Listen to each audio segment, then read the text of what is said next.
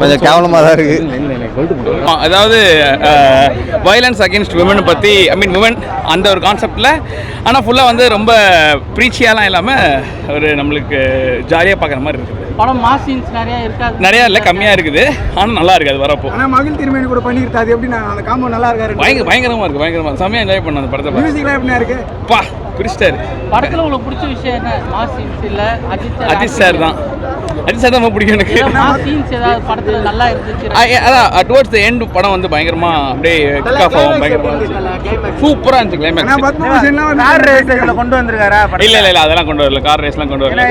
ஆக்சிடென்ட்லாம் நிறைய இதுல வந்து போட்டு காமிச்சாங்க. ஆமா அது ஆமா இல்ல அந்த மாதிரி இது ஆக்சிடென்ட் ஆச்சு, அதாவது கார் ரேஸ்லாம் கிடையாது. படத்துக்கு என்ன வேணுமோ அது இருக்குது. ஆனா ஆக்ஷன் கிங் எப்படி பண்ணிருக்காரு? சூப்பரா இருக்கு. இது படம் வந்து தலைக்கு ஏத்த படமா இருக்கா?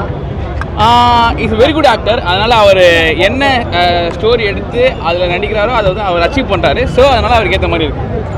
தேங்க்யூ. இருக்குது நல்லா பண்ணியிருக்காங்க. Thank you so much. சூப்பராக இருக்குது. காதல் காட்சி நடிச்சிருக்காரு, நல்லா இருக்கு. எல்லாம் என்ஜாய் பண்ணுங்க. Thank you so much.